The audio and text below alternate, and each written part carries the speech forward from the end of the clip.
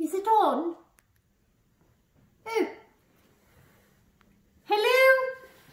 Hello? Are you there? Hello? Hello? Oh. Hello, my chickadees. Welcome. Welcome to Story Hour with Mother Goose. I am delighted that we are here together in pardon my flusterings with the technology, because you see I'm just no spring chicken. But I thought that we would come together to read a book, and let's just wing it. This coronavirus has gotten all of our feathers quite ruffled, but a book is a perfect way to enjoy time together, wouldn't you say? I do say so myself. So, but before we read a book, what do you say about a joke? Do you like jokes? I love jokes, especially about fine feathered friends. All right, you ready? Here we go. Why did the chicken cross the playground? Do you know? Because he wanted to get to the other slide. Oh, I love that one. All right, joke number 2.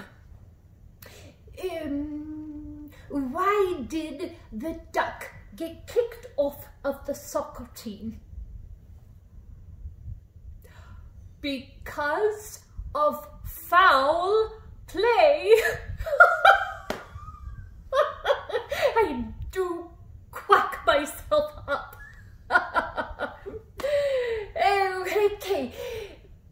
I can't remember any more jokes, so how about we go to the story? But first, the author. Do you know The Tale of Jemima Puddleduck? Well, let's read it together. But before we do, the author is also the illustrator. The author, her name is, oh dear me, fluff and stuff, I forgot her name. It starts with a letter of the alphabet, something like G or P or E. I got it. It's B. Beatrice Potter. Oh, she was a talented one, a very talented author and illustrator. She was a wonderful storyteller. She told the most glorious stories about the animals. Do you like animals? Yes. She loved animals, and especially the ones that lived on a farm. Do you know animals that live on farms? Cows, chickens, an occasional mouse, a cat, a goat, sometimes a fox, a sly fox. How about a duck? Well, our story today is about a duck, Jemima Puddleduck. She is going to be our story today, but Beatrice Potter, not just a wonderful storyteller, but a wonderful artist as well. You know this, don't you? She would draw the most glorious pictures with beautiful colours, because, do you know why? She quite loved to be outdoors. She loved to be outdoors and experience nature and to record it in her drawings and in her stories. And today, it's an excellent idea for us to read this story. Here it is, Jemima Puddleduck. And without further ado, Jemima Puddleduck, written and illustrated by Beatrice Potter. I'm going to take my gloves off so we can get down to business. All right, and here we go. The Tale of Jemima Puddleduck. What a funny sight it is to see a brood of ducklings with a hen. Listen to the story of Jemima Puddleduck, who was annoyed because the farmer's wife would not let her hatch her own eggs. Her sister-in-law, Mrs. Rebecca Puddleduck, was perfectly willing to leave the hatchlings to someone else. "I have not the patience to sit on a nest for 28 days, and no more have you, Jemima. You would let them go cold, you know you would." "I wish to hatch my own eggs. I will hatch them all by myself," quacked Jemima Puddleduck. She tried to hide her eggs, but they were always found and carried off. Jemima Puddleduck became quite desperate. She determined to make a nest right away from the farm. She set off on a fine spring afternoon along the cart road that leans over the hill. She was wearing a shawl and a poke bonnet. When she reached the top of the hill, she saw a wood in the distance. She thought that it looked a safe, quiet spot.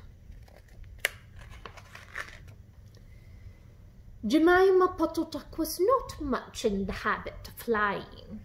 She ran downhill a few yards, flapping her shawl, and then she jumped off into the air. She flew beautifully when she had got a good start. She skimmed along over the treetops until she saw an open place in the middle of the wood, where the trees and brushwood had been cleared. Jemima alighted rather heavily and began to waddle about in search of a convenient dry nesting place. She rather fancied a tree stump among some tall foxgloves. But, seated upon the stump, she was startled to find an elegantly dressed gentleman reading a newspaper. He had black prick ears and sandy-coloured whiskers. "Quack!" said Jemima Puddleduck, with her head and her bonnet on one side. "Quack!" The gentleman raised his eyes above his newspaper and looked curiously at Jemima. "Madame, have you lost your way?" he said. He had a long bushy tail, which he was sitting upon, as the stump was somewhat damp. Jemima thought him mighty civil and handsome. She explained that she had not lost her way, but that she was trying to find a convenient dry nesting place. "Oh, is that so? Well, indeed," said the gentleman with the sandy whiskers, looking curiously at Jemima. He folded up the newspaper and put it in his coat-tail pocket. Jemima complained of the superfluous hen. "Indeed, how interesting! I wish I could meet with that fowl. I would teach it to mind its own business. But as to a nest, there is no difficulty. I have a sack of feathers in my woodshed.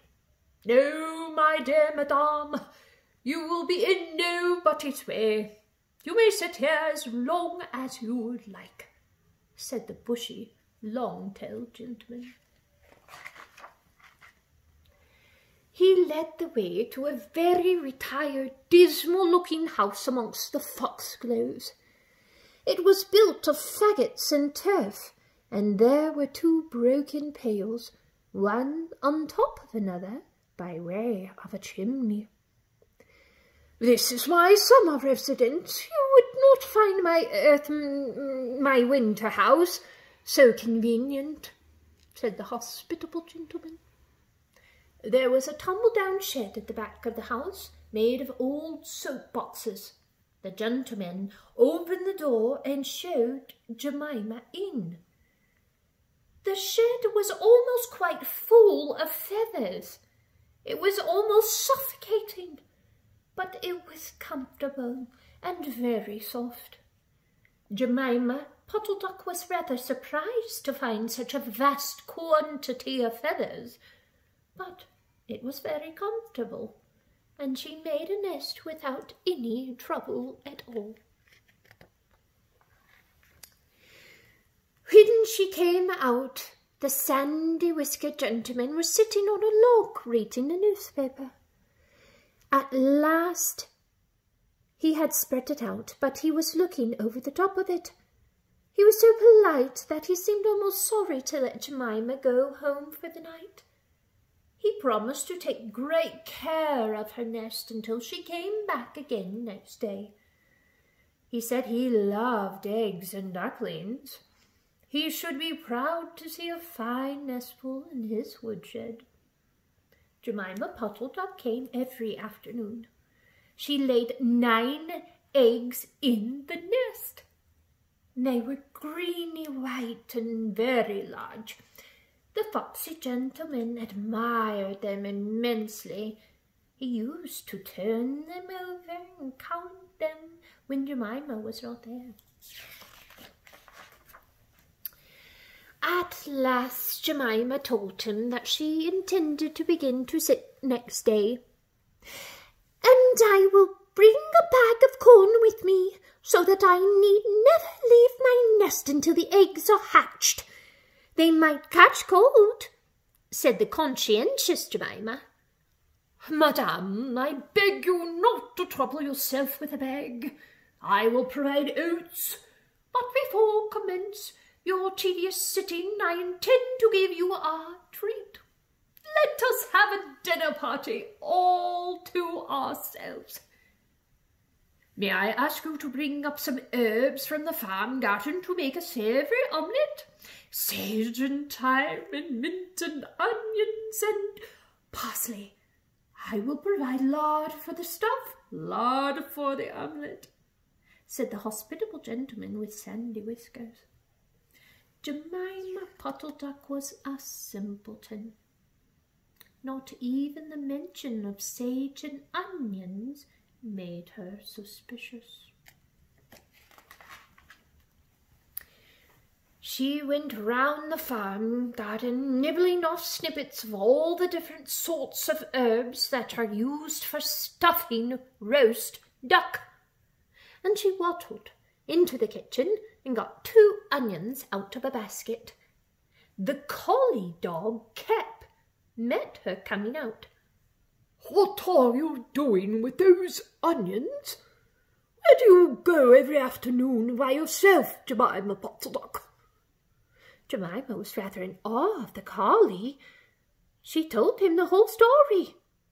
The collie listened with his wise head on one side, and he grinned when she described the polite gentleman with sandy whiskers. He asked several questions about the wood and about the exact position of the house and the shed.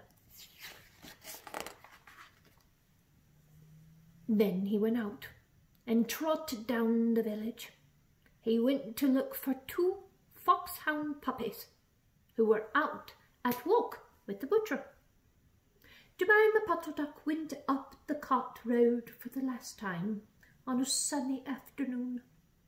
She was rather burdened with bunches of herbs and 2 onions in a bag. She flew over the wood, alighted opposite the house of the bushy, long-tailed gentleman. He was sitting on a log. He sniffed the air and kept glancing uneasily around the wood. When Jemima alighted, he quite jumped. "Come into the house as soon as you have looked at your eggs. Give me the herbs for the omelette. Be sharp." He was rather abrupt. Jemima Puddleduck had never heard him speak like that.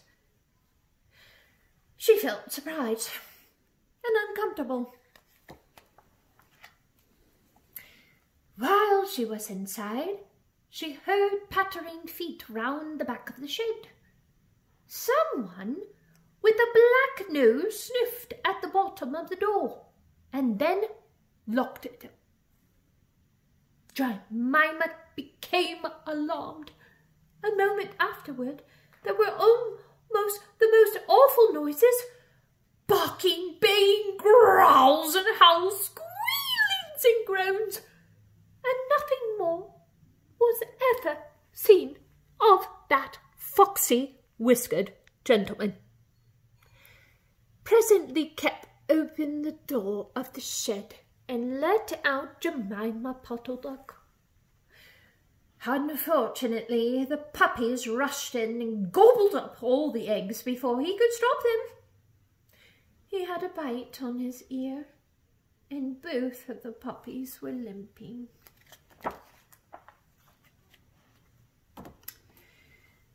Jemima Puddleduck was escorted home in tears on account of those eggs.